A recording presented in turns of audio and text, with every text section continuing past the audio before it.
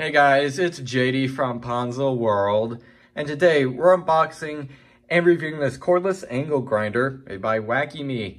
Now this is a $76 angle grinder that you guys can find on Amazon. Links will be down below this video if you want to go pick this thing up. And guess there's not much more to say about it, so let's go ahead and just start with showing you around the case here. First of all, it's got this nice, well, plastic case. Very nice, it says Wakyme right on top of it. I assume that's how you pronounce it. Here is the Amazon label, in case you're wondering. And really, that's it for the case. Pretty basic. So let's go ahead and open it up. Pull right here, and you pull right here. Just gonna see what we have inside. And here it is. It looks like we have some grinding wheels, disc, whatever you want to call it, right there. One of those, 2, 3, and 4. We have 4 total. Also have a user manual. And oh man, looked like the it looks like maybe the grinding wheels here kind of scratched it up. That's a shame. All right, we also have a shield here.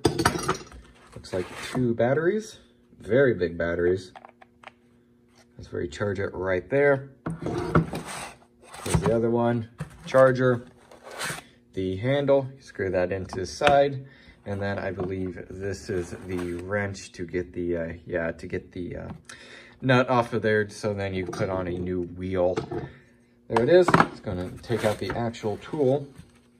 And aside from it being a little scratched up, I would assume from those wheels kind of flopping around in there, it looks pretty good. See, even on this side, that is weird. Must be from it rubbing here on the case. There's that. Trigger right here. Feels decent. So yeah, there it is. I guess what I'm going to go ahead and do now is probably give the batteries a charge. I would assume they need it. And let's go ahead and try it out. All right, so I've been using this grinder here for a couple days, and so far, I gotta say, I'm actually pretty happy with it. Today, I actually welded in a patch panel here on my frame on my 300Z, and I actually used it to go ahead and grind down the welds here. You can see it's painted now. I just painted it a minute ago. But there it is. That's what I ground down right there, and it actually worked very well. I did use the provided grinding wheels, and it worked just fine. I had no complaints. You can see there, still in perfectly fine condition. It's a little screwed up here from where I was rubbing it against the frame, when really you're supposed to be rubbing it out here. But grinding wheels so far, the included ones, they seem just fine. As for the actual device itself, I actually went ahead and timed the battery life to see how long it would last. I used it for about 8 minutes here on the frame, and then the rest I just had it the trigger down, and then I had it in the lock position, so then it was constantly on, constantly spinning, and it lasted for a total of 16 minutes. So that's what you can expect out of a full charge. It does come with 2 batteries, by the way, in case you're wondering. So there it is. I guess what I'll go and do now is stop this clip, and I'll go over some features of this thing. There's some actually pretty cool ones. All right, so let's go ahead and go over how to use the grinder. Obviously, first of all, charge up the batteries. You have 2 batteries. You also have the included charger, and then you simply plug it in. From there, you can squeeze the trigger here. See, turns on, or you can squeeze in the trigger and then push in this button.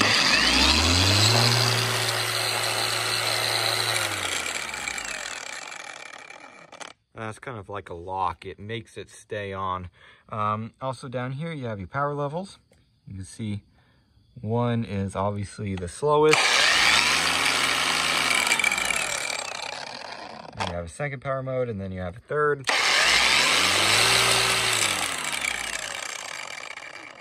Goes much faster, and then you also have a charge indicator right there. Obviously, your handle is right here. You can switch it around to the other side if you want. Just screws right in. This is the lock for when you're changing out the wheel. You push that in, and then you get the little wrench right there, put it in 2 out of the 4 holes, and turn it. And, well, there it is. That's pretty much how you use the thing. Very basic, but hey, it seems to work good. So, so far, I'm pretty happy with it.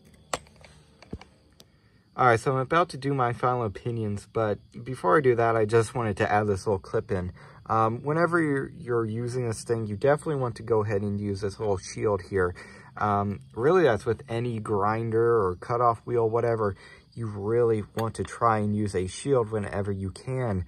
In my case, I couldn't really earlier because I had to get in some pretty tight crevices with this thing, so I couldn't use this. But if you're doing that, you know, using even this grinding disc, cutoff wheel, flap disc, whatever, you need to try and have this on at all times. It may very well save your life.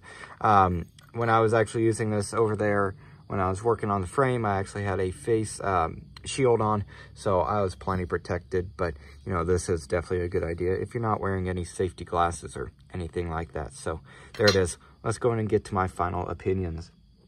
All right, so overall, what do I think of this grinder? Well, like I said in the previous clip, I'm pretty happy with it. Seems to be working just fine so far. I've used it multiple times over the past couple days, and I've had absolutely zero issues.